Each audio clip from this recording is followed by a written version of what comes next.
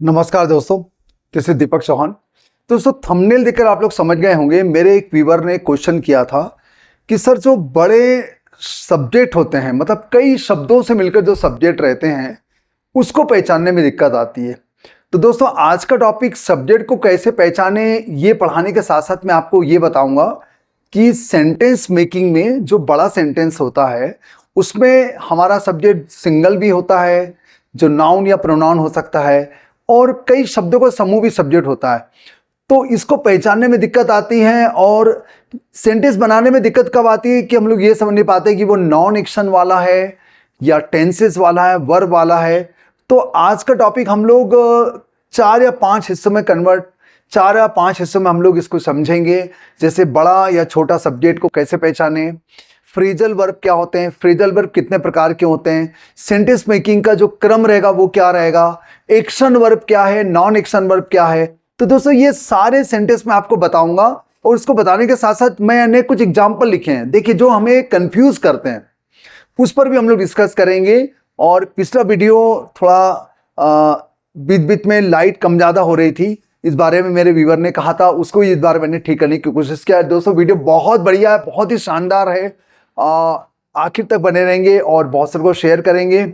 और please like करें ताकि ये वीडियो ट्रेंडिंग में जाए और उन व्यक्ति तक पहुंचे जिनको सेंटेंस बनाने में दिक्कत आती है, खास करके बड़े वाक्य बनाने में दिक्कत आती है। अभी पिछले कुछ दिनों से मैं ऐसे सेंटेंस ले रहा हूं जिसमें आपके डाउट्स क्लियर हो जाते हैं। ट्रांसलेशन के जो रूल है, क्या सीक्रेट रूल है, कैसे ट्रांसलेशन किया जाता है, पहले क्या लिखे बाद में क्या लिखें, ये सारी चीज को मैं कवर करता हूं। यही सीरीज में अभी कुछ दिन तक लाऊंगा, जो हमारे छोटे छोटे डाउट होते हैं और आप व्यूअर के जो क्वेश्चन होते हैं उनको भी मैं ध्यान रखता हूं।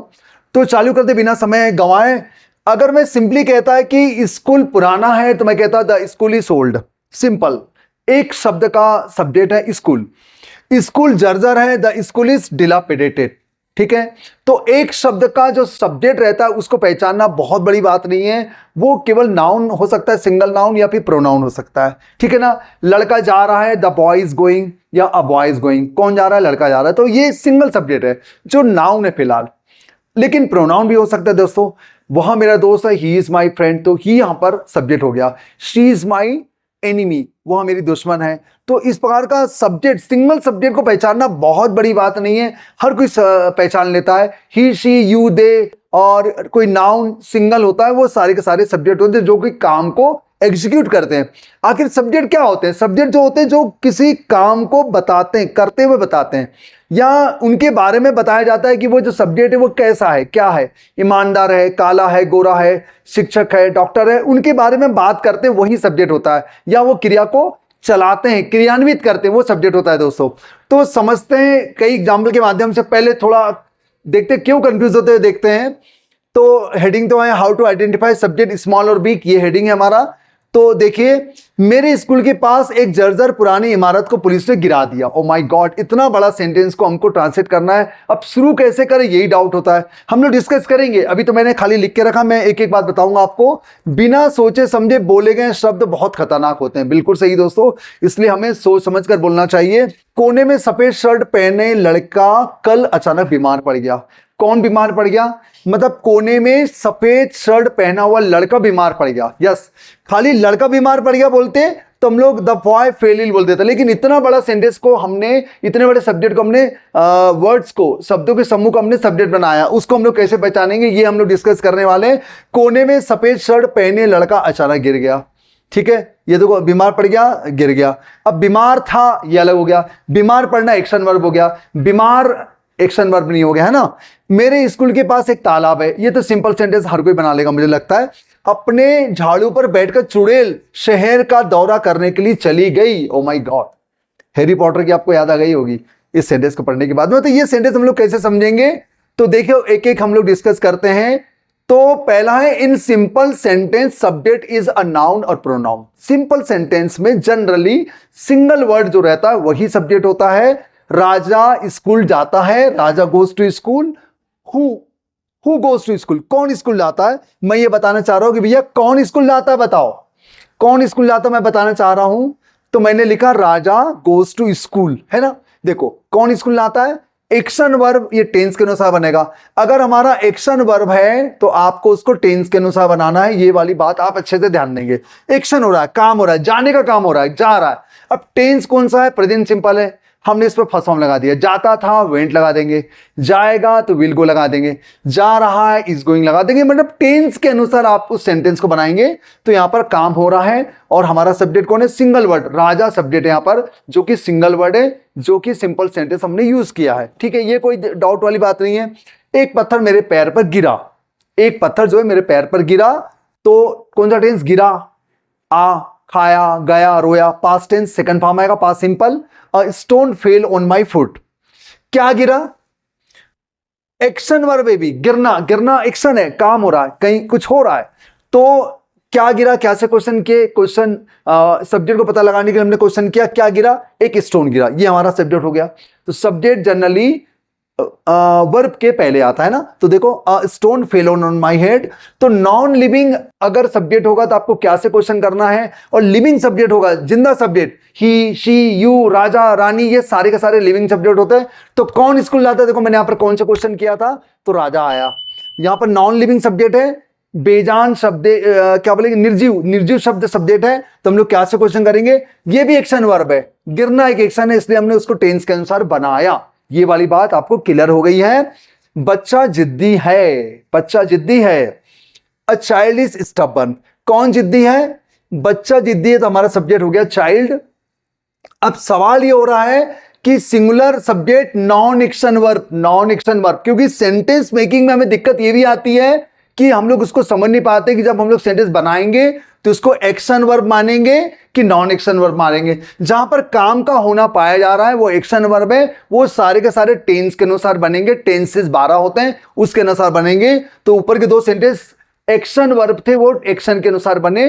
नीचे वाला जो है जिद्दी है, उसके बारे में बताया जा रहा है कैसा है, जिद्दी है। तो ये एडजेक्टिव है दोस्तों। तो एडजेक्टिव और नाउन के बारे में बताने के लिए हमको एक्शन वर्ब का इस्तेमाल नहीं करना है, टेंसेस का इस्तेमाल नहीं करना है। तब हमें क्या यूज करना है? हमें टू बी हेल्पिंग अप का यूज करना है। ये हम लोग पहले डिस्कस कर चुके हैं, टू बी हेल्पिंग अप क्या होता है अभी डिस्कस करेंगे हम लोग। बच्चे भोले होते हैं, चिल्ड्रन आर नाइव। कौन भोले होते हैं? चिल्ड्रन भोले होते हैं। तो नाइव वर्ड जो है, इसको नेव नहीं बोलेंगे, नाइव बोलेंगे। अब यहां पर मैंने आर लगाया क्योंकि हमारा सब्जेक्ट प्लूरल था, यहां पर सब्जेक्ट सिंगुलर था तो हमने इज लगाया। तो सब्जेक्ट के साथ प्लूरल हेल्पिंग अप आएगी, सिंगुलर हेल्पिंग अप आएगी, ये भी आपको मालूम होना चाहिए। सब्जेक्ट अगर सिंगुलर है तो सिंगुलर वर्ब हेल्पिंग अप आएगी, यहां पर प्लूरल है तो प्लूरल हेल्पिंग अप आएगी, है कि नहीं? तो कौन भोले होते हैं? बच्चे भोले होते हैं। तो plural subject noun action verb है, यहां पर भी कोई काम नहीं हो रहा है। नाइव जो है वो कोई काम नहीं है, उसके बारे में बात किया जा रहा है कि नहीं? तो फूल सुंदर है, एक फूल सुंदर है या फूल सुंदर है? चलो मैंने एक लिख दिया। अ फ्लावर इज ब्यूटीफुल। क्या खूबसूरत है? फूल खूबसूरत है। तो फूल की तारीफ की जा रही है, फूल के बारे में बताया जा रहा है। तो ये एडजेक्टिव है दोस्तों। अभी कह रहा है कि ये सारे नॉन एक्शन है, एक्शन नहीं हो रहा है इसके अंदर। तो non action verb to be helping up से बनेगा। यहां पर to be helping up use किया जाता है। अब टू बी हेल्पिंग अप के बाद नाउन आ सकता है। देखो I am a doctor, doctor एक नाउन है। तो देखो आई एम हैप्पी, हैप्पी एक एडजेक्टिव है, एडजेक्टिव है। आई एम टीचिंग, पढ़ा रहा हूं, देखो वर्ब में एंड आ गया। और आई एम मैरिड, मैं शादीशुदा हूं, मैं शादीशुदा हूं, मुझे ये बोलना है तो मैं बोलूंगा आई एम मैरिड। तो ये हो गया हमारा थर्ड फॉर्म। तो कभी भी टू बी हेल्पिंग अप यानी is am are, was were, will be, shall be, इनके बाद हमेशा क्या लगाया जाता है दोस्तों? हमको ये चार चीजें लगानी पड़ती है। नाउन, एडजेक्टिव, वर्ब में एंड, वर्ब का third form. I am a doctor, noun. I am happy, adjective.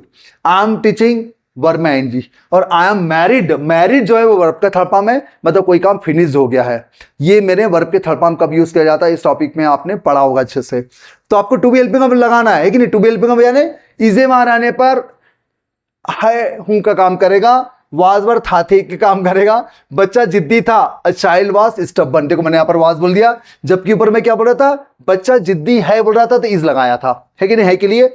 अब मैं बोलूं बच्चा जिद्दी होगा, अब मैंने होगा बोल दिया तो होगा आने पर आपको विल भी लगाना है। A child will be stubborn. ये सारे टू बी हेल्पिंग अप से बन रहे हैं। देखो नाउन एडजेक्टिव के बारे में बात करना है तो उसको आपको टू बी हेल्पिंग अप से बनाना है, जो कि नॉन एक्शन वर्ब है, ध्यान दीजिएगा। अब यहां आगे देखते हैं, बच्चा जिद्दी हो सकता है, तो a child can be, may be stubborn. अब यहां पर कैन बी लगा दिया मैंने सब्जेक्ट के बाद में, इज, वॉज और विल बी की जगह पर कैन बी लगा रहा हूं।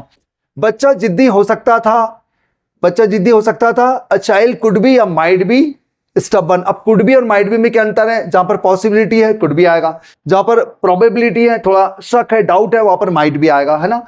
कुड और माइट का टॉपिक हम लोग किसी और दिन अलग से पढ़ लेंगे, फिलहाल यहां पर ये समझ जाइए बच्चा जिद्दी होना चाहिए। ऐसी बात करें यार, बच्चा ना बड़ी वो हरकत कर रहा है ना, जिद्दी होना चाहिए, तो चाइल्ड शुड बी स्टबर्न। अब देखो शुड भी आ गया, सारे टू बी हेल्पिंग अब है जो कि हम लोग किसी एडजेक्टिव के साथ लगा रहे हैं। नाउन के साथ भी लगा सकते हैं, वर्ब में एनडी के साथ लगा सकते हैं, वर्ब पे थर्ड फॉर्म के साथ भी लगा सकते हैं कि नहीं। बच्चा जिद्दी होना चाहिए था, a child should have been stubborn. अब शुड हैव बीन यानी होना चाहिए था होता है, यूज्ड टू बी हुआ करता था। तो बच्चा जिद्दी हुआ करता था एक जमाने में, अब तो सही हो गया है, पहले एक जिद्दी हुआ करता था, a child used to be stubborn. तो ये सारे टू बी हेल्पिंग वर्ब है जो कि नाउन एक्शन वर्ब की बात करते हैं दोस्तों। I am sure you got it. इसके और हजारों लाखों करोड़ों सेंटेंस आप बना सकते हैं, बस आपको क्या चेंज करना है? एडजेक्टिव चेंज करना है, नाउन चेंज करना है, वर्ब का फॉर्म चेंज करना है, या फिर सब्जेक्ट चेंज करना है। तो ये सारे एग्जांपल मैंने लिए, सिंगल सब्जेक्ट के लिया मैंने। छोटा सब्जेक्ट और बड़े सब्जेक्ट को कैसे पहचाने, यही आपका डाउट था ना, क्लियर होने वाला है। इसलिए फिर कह रहा हूं वीडियो को छोड़ना नहीं दोस्तों, आखिर तक बने रहना है, और बहुत से लोगों को प्लीज शेयर करें, then they can understand how to translate, how to identify big subject और स्मॉल सब्जेक्ट। ठीक है, अब मैं आपको बताता हूं कि बड़ा सब्जेक्ट जनरली वो फ्रेजेस का इस्तेमाल करते हुए बनता है दोस्तों। फ्रेजेस, अब फ्रेजेस क्या है ये डिस्कस करेंगे किसी दिन। फ्रेजेस क्या है, इडियम्स क्या है, प्रोवर्ब्स क्या है, ये भी मैं आपको लूंगा। क्लॉज क्या है, ये सारा अलग से मैं टॉपिक लेने वाला हूं। ये सारे बहुत इंपॉर्टेंट टॉपिक धीरे धीरे आने वाले हैं, तो प्लीज मेरे चैनल में बने रहें। मेरा चैनल में अगर आपने सब्सक्राइब नहीं किया तो प्लीज सब्सक्राइब कर लीजिए, और वीडियो को लाइक तो करना ही दोस्तों, शेयर बहुत से लोगों को करना है। तो देखते हैं preposition phrase. A preposition phrase usually answer the question where, when and where. Generally when और वेयर का आंसर जो क्वेश्चन करते हैं, जो जवाब आता है, उसको हम लोग कहते हैं प्रीपोजिशनल फ्रेज। जैसे ऑन द वे, कहां? On the way, yes. On time कब आएगा? ऑन टाइम आएगा। कहां है? ऑन द वे है। तो ये क्वेश्चन करने पर आते हैं, वो सारे फ्रेजेस कहलाते हैं प्रीपोजिशन फ्रेजेस। जैसे एट होम, घर पर, कहां पर है? एट होम है। अराउंड द स्कूल, स्कूल के आसपास है। वेयर, वेयर से क्वेश्चन करो, कहां से क्वेश्चन करो, अराउंड द स्कूल आ गया। अंडर द वार्म किल्ट, गर्म रजाई के नीचे, गर्म रजाई के नीचे। ये सारे के सारे प्रीपोजिशनल फ्रेज है। ये बड़े वाक्य बनाने में काम आते हैं। आगे जब मैं बड़ा वाक्य बनाना सिखाऊंगा तब ध्यान देंगे हम लोग। अक्रॉस द वैली, वैली के चारों ओर या वैली के आर पार, आसपास। तो नाउन प्रीपोजिशन फ्रेज क्या होंगे? A noun preposition phrase obviously has a noun, इसमें एक नाउन रहेगा। जैसे एक धूप भरी सुबह, अ सनी मॉर्निंग, मॉर्निंग के नाउन होता है, उसके साथ हमने ये हमारा हो गया नाउन फ्रेज हो गया। The kids in the pool, pool के पास जो किड्स है, ये भी हो गया नाउन फ्रेज हो गया, है ना। वैसे आगे हम लोग और देखेंगे कि कभी कभी वो एडजेक्टिव के साथ भी मिला जुला रहता है, वो नाउन जो रहता है, नाउन भी आता है, एडजेक्टिव भी आता है, तो दोनों काम करता है वो। अब यहां पर देखो एडजेक्टिव प्रीपोजिशनल फ्रेज, एडजेक्टिव वाला कैसा होगा? भूरी आंखों वाली बिल्ली। कैसी बिल्ली? भूरी आंखों वाली बिल्ली। उसका हम लोग उसकी तारीफ कर रहे हैं, उसके बारे में बात कर रहे हैं, उसकी विशेषता बता रहे हैं। तो the cat with brown eyes, ये हो गया हमारा adjective prepositional phrase. Yes, with भी लगा है, प्रीपोजिशन लगा है, और ये इसकी तारीफ की जा रही, ब्राउन है, और कैट आइज भी आ रहा है, यानी नाउन भी आ रहा है। एडवर्ब प्रीपोजिशनल फ्रेज क्या होगा? An adverb prepositional phrase is a group of word that begins with a preposition, जो प्रीपोजिशन से चालू होगा। मैंने बोला था on the way, under the quilt, in time, on time, ये सारे के सारे प्रीपोजिशन फ्रेज होंगे जो प्रीपोजिशन चालू होंगे। And acts as an adverb, जो एडवर्ब का काम करेंगे, क्रिया विशेषण का काम करेंगे in a sentence. Under the bed, bed के नीचे, okay, the cat is under the bed, the बिल्ली जो है बिस्तर के नीचे है, तो यहां पर द कैट सिंगल शब्द था। लेकिन मैं बोलूंगी the cat under the bed is sleeping, बिस्तर पर, बिस्तर के नीचे वाली बिल्ली सो रही है। तो वो हो जाएगा एक बड़ा फ्रेज हो रहा है, बड़ा सब्जेक्ट हो जाएगा दोस्तों, वो हम लोग डिस्कस करने वाले हैं आगे, प्लीज बने रहिए आखिर तक। तो ये हो गया। अब वर्ब फ्रेज क्या होता है? वर्ब जो लॉन्ग, जैसे जिसमें वर्ब प्रीपोजिशन के साथ अगर कोई वर्ब लग जाएगा तो उसको हम लोग वर्बल फ्रेज कहेंगे। मैंने वर्ब फ्रेज लिखा, वर्बल फ्रेज भी कहते हैं। लॉन्ग फॉर, इच्छा रखना, देखो फॉर आ गया प्रीपोजिशन लॉन्ग के साथ। गेट टायर्ड ऑफ, थकना, तो इनके साथ ऑफ आ गया। स्टेयर एट, घूरना। फोकस ऑन, ऑन आ गया फोकस के साथ। तो वर्ब के साथ अगर कोई प्रीपोजिशन आएगा उसको प्रीपोजिशनल हम लोग क्या बोलेंगे? वर्बल फ्रेज कहेंगे दोस्तों। अब आगे बढ़ते हैं। सामने के आंगन में दो सुंदर पौधे हैं। ओ माय गॉड, अब पता लगा यहां पर सब्जेक्ट कौन है, लगाइए पता क्या सब्जेक्ट। सिंपल। अब हम कहते हैं वहां 2 पौधे, तो there are 2 plants, there are 2 plants, वहां हो गया। लेकिन मैं कह रहा हूं कि सामने के आंगन में 2 सुंदर पौधे हैं, सामने के आंगन में 2 सुंदर पौधे, तो क्वेश्चन करते हैं क्या है, क्या है 2 सुंदर पौधे कहां पर हैं, सामने के आंगन में। तो ये there are 2 beautiful plants on the front courtyard, एक तरीका ये हो गया बनाने का, बिल्कुल सही है, देयर से हमने बनाया। एक तरीका और है दोस्तों, यहां पर देखो बिल्कुल अलग तरीके से बनाया गया, on the front courtyard are 2 beautiful plants, ऐसे भी बना सकते हैं आप। What are on front, what से क्वेश्चन किया, 2 सुंदर पौधे। नॉन लिविंग सब्जेक्ट को पता लगाने के लिए आपको व्हाट से क्वेश्चन करना है। स्कूल के चारों ओर घूमने वाले कई छात्र पर जुर्माना लगाया गया। ओ माय गॉड, किस पर जुर्माना लगाया गया? वैसे हमारे जो रियल सब्जेक्ट जो है ना, कई छात्र यहां पर रियल सब्जेक्ट है, लेकिन अब ये खाली कई छात्र को बना के हम लोग नहीं लिख सकते कि मेनी स्टूडेंट्स वर फाइंड या हैव बीन फाइंड, ऐसा नहीं बोलेंगे। असल में स्कूल के चारों ओर घूमने वाले कई छात्रों पर जुर्माना लगाया। जो लाइब्रेरी में बैठे थे, पार्क में बैठे थे, जो क्लास के अंदर थे, उन पर जुर्माना नहीं लगाया गया, लेकिन स्कूल के चारों ओर घूमने वाले कई छात्रों पर जुर्माना लगाया गया, उन छात्रों पर जुर्माना लगाया गया जो स्कूल के चारों ओर घूम रहे थे। इतना बड़ा सब्जेक्ट है दोस्त हमारा, कैसे बनाएंगे? Many students hanging out around the school, देखो इतना बड़ा सब्जेक्ट होगा, यानी यहां तक सब्जेक्ट है आपका, ये यहां से लेकर यहां तक आपका सब्जेक्ट हो गया, ये इतना बड़ा सब्जेक्ट होगा। अब आपका वर्ब और हेल्पिंग वर्ब लगेगा, ये एक्शन वर्ब है, जुर्माना लगाया उस पर, तो हैव बीन फाइंड लिखा गया। देखो इतना बड़ा सब्जेक्ट है हमारा, तो फ्रेजेस का यूज करते हुए हमने बनाया है। अराउंड द स्कूल, देखो ये प्रीपोजिशन फ्रेज है ये, तो ये चीज हमें समझना पड़ेगा कि आखिर प्रीपोजिशन फ्रेज क्या होता है, एडजेक्टिव फ्रेज क्या होता है, नाउन फ्रेज क्या होता है। उसके बाद ही हम लोग सब्जेक्ट को अच्छे से पहचान पाते हैं। और कौन से क्वेश्चन करेंगे तो सजीव सब्जेक्ट आएगा, और क्या से क्वेश्चन करेंगे तो नॉन लिविंग सब्जेक्ट आएगा। अपने झाड़ू पर बैठकर, ओके, अपने झाड़ू पर बैठकर, हाँ, चुड़ैल शहर का दौरा करने चली गई। कौन दौरा करने चली गई? अपने झाड़ू पर बैठकर चुड़ैल रियल सब्जेक्ट तो चुड़ैल है, खाली चुड़ैल है, लेकिन चुड़ैल दौरा करने नहीं चली गई। अपने झाड़ू पर बैठकर, the witch sitting on her broom went to visit the city, past simple, second form, चली गई, सेकंड फॉर्म आएगा। तो अगर मैं कहता चुड़ैल शहर का दौरा करने चली गई तो मैं खाली लिख देता the witch went to visit the city, लेकिन नहीं, अपने झाड़ू पर बैठकर, वो आपने देखा हैरी पॉटर में झाड़ू में बैठ के उड़ते रहते हैं हवा। Okay, the witch sitting on her broom went to visit the city. मेरे स्कूल के पास एक जीर्ण शीर्ण यानी खंडर, जीर्ण शीर्ण को खंडर कहते हैं, पुरानी इमारत पुलिस के द्वारा ध्वस्त कर दिया गया। कौन सी इमारत को ध्वस्त कर दिया गया?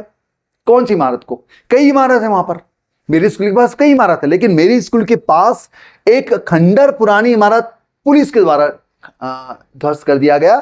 तो हमको इतना बड़ा सब्जेक्ट लिखना पड़ेगा, a dilapidated old building near my school. देखो इतना बड़ा सब्जेक्ट होगा। अब आपको वर्ब और हेल्पिंग आपका यूज करना है, was demolish by the police, ऐसा है। ओके, यानी ये वाले को नियर माई स्कूल को लास्ट में नहीं कर सकते, क्योंकि ये सारा का सारा सब्जेक्ट का हिस्सा है, इसलिए आपको पहले ही लिखना पड़ेगा, सब्जेक्ट का हिस्सा है दोस्तों वो। बिना सोचे समझे बोले गए शब्द बहुत खतरनाक होते हैं। The spoken words without thinking are very dangerous. कौन से शब्द बड़े खतरनाक होते हैं? ऐसे शब्द जो बिना सोचे समझे बोले गए। पूरा कंप्लीट आपको पहले बोलना पड़ेगा। द स्पोकन वर्ड्स, बोले गए शब्द, विदाउट थिंकिंग, बिना सोचे समझे। आर क्यों आ रहा है? अब यहां पर यह कन्फ्यूजन कि आप इज भी लगा सकते हो, तो आपको ध्यान देना है कि यहां पर शब्दों की बात चल रही है, ज्यादा शब्द है। अगर मैं वर्ड बोलता तो इज आ जाता है ना, यहां पर नॉन एक्शन है, नॉन एक्शन यानी मैं आर लगा रहा हूं। और अगर मैं बोलूं कि बिना सोचे समझे बोले गए शब्द खतरनाक होंगे बोलता तो फिर विल भी आ जाता, हो सकते हैं तो फिर कैन भी आ जाता, होना चाहिए तो शुड भी आ जाता। अपन को, हम लोगों को टू बी हेल्पिंग अब चेंज करना पड़ेगा, बस दैट्स इट। ये नॉन एक्शन वर्ब है। यस, कोने में सफेद शर्ट पहने हुए लड़का बीमार है। अब देखो बीमार है, नॉन एक्शन, एक्शन नहीं हो रहा, बीमार एक्शन नहीं है। तो कौन सा लड़का बीमार है? कोने में सफेद शर्ट पहना हुआ लड़का। कोने में तो बहुत से लड़के दिख रहे हैं, कोई सफेद शर्ट पहना, कोई लाल शर्ट पहना, कोई पीला शर्ट पहना, कोई है ना शर्ट ही पहना किसी ने। तो हम लोग उस लड़की की बात करें जो कोने में है और सफेद शर्ट पहना हुआ है। तो the boy in the corner wearing white shirt, इतना बड़ा सब्जेक्ट। अब आएगा इस सिक, non action use to be helping up. क्या यूज किया गया? Helping, to be helping of use किया गया, इज बीमार वाज वाला। इसी को मैं कहता कि कोने में सफेद शर्ट पहना हुआ लड़का बीमार था, तो यहां पर वाज हो जाता है इसका, होगा विल भी हो जाता, हो सकता है कैन भी हो जाता, ठीक है ना। अब अगला सेंटेंस देखो, यहां पर नॉन एक्शन है, कोने में सफेद शर्ट पहने हुए लड़का कल अचानक बीमार पड़ गया, एक्शन की बात चल रही है, एक्शन वर्ब लगेगा, यानी कि टेंस का वाक्य यूज होगा। कौन सा टेंस? पास्ट टेंस है, जबकि यहां पर नाउन एक्शन था, यहां पर एक्शन हो रहा है। तो the boy in the corner wearing white shirt, उतना सब्जेक्ट तो रहेगा, लेकिन सडनली अचानक फेल इल, फॉल इल यानी होता बीमार पड़ना, सेकंड फॉर्म आ गया फेल इल, ये बन गया देखो यस्टरडे, एक्शन वर्ब है दोस्तों ये। तो मुझे उम्मीद है आपको समझ में आ गया कि हमको सबसे पहले सब्जेक्ट को पता लगाना है, क्योंकि subject plays very very important role in our sentence making. क्योंकि हमें सब्जेक्ट जब तक पता नहीं लगेगा हम लोग सेंटेंस कैसे बनाएंगे। कभी कभी सब्जेक्ट नदारत होता है, जैसे मैं कहना कि सच बोलना चाहिए, पिछले हमने वीडियो में लिखा था सच बोलना चाहिए, भैया किसको सच बोलना चाहिए? हमें बोलना चाहिए, तो we should speak the truth, तुम्हें तो you should speak the truth. लेकिन कहना कि सच बोलना चाहिए, सब्जेक्ट क्या है? सभी को सलाह दी जा रही है, तो one should speak the truth. समय पर आना चाहिए, one should come on time. तो ये होगा यूनिवर्सल सब्जेक्ट, वहां वन का हमें कल्पना करनी पड़ेगी जो सभी को सलाह दी जा रही है, ठीक है। तो ये सब्जेक्ट की पहचान होगी। सब्जेक्ट सिंगल वर्ड का भी हो सकता है, नाउन या प्रोनाउन, जो बड़ा इजी है, जो सामने लगा देंगे, उसके बाद हेल्पिंग ऑफ वर्ब लगा देंगे। लेकिन जब शब्दों का समूह सब्जेक्ट बन जाता है दोस्तों, वही हमें परेशान करता है। और मुझे उम्मीद है कि आज के टॉपिक से हमको वो बातें क्लियर हुई होगी, ठीक है। कमेंट सेक्शन लिख के बताएंगे क्लियर हुई कि नहीं हुई। काली आंखों वाली बिल्ली मेरी पसंदीदा है। मैं तो सोच रहा था काली आंखों वाली लड़की, लेकिन नहीं, बिल्ली, तो नहीं बहुत है। मुझे गुप्त काल की पेंटिंग बहुत पसंद है। कौन सी पेंटिंग? गुप्त काल की, यस। घुंघराले बाल वाली लड़की ने कल सभी प्रतियोगिता जीत ली। एक्शन हो रहा है, जीतना। कौन सी लड़की ने? घुंघराले बाल वाली लड़की ने, बाकी टकली लड़की ने नहीं, लंबे बाल वाली लड़की नहीं, छोटे बाल वाली लड़की नहीं, घुंघराले बाल वाली लड़की ने प्रतियोगिता जीत ली, सारी प्रतियोगिता कल। बड़ी होशियार लड़की थी वो। पूल में बच्चों ने खूब मस्ती की। कौन से बच्चों ने मस्ती की? पूल में, पूल वाले बच्चों ने। लड़की के दाएं ओर वाला लड़का मेरा दोस्त है। लड़की के दाएं ओर वाला लड़का है ना, वो मेरा दोस्त है। कौन सा लड़का भाई? वाला जो बैठा वाला, खड़ा वाला, लेटा वाला? नो भैया, लड़की के दाएं ओर वाला लड़का मेरा दोस्त है, यस।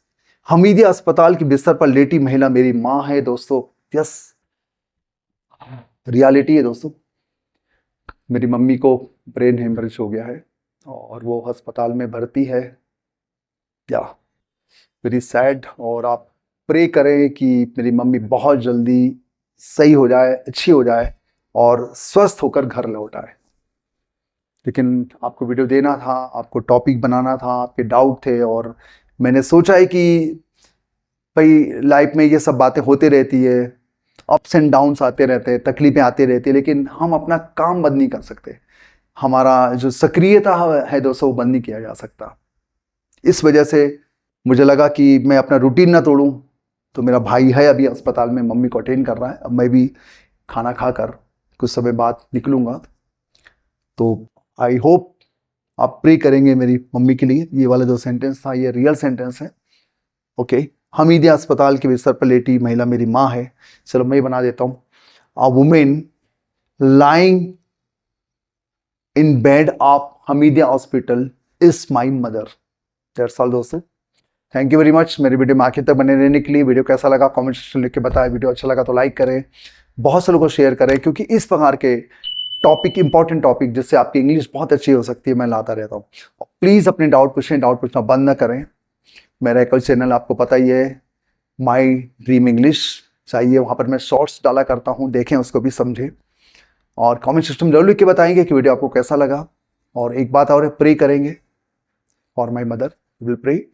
और बहुत जल्द मिलते हैं इसी प्रकार की नई कोशिश के साथ, नए प्रयोगों के साथ, आपके और मेरे डाउट के साथ। धन्यवाद, थैंक्स अ लॉट। मिलते हैं बहुत जल्द एक नए वीडियो के साथ, एक नई कोशिश के साथ, आपके और मेरे डाउट के साथ। Thank you.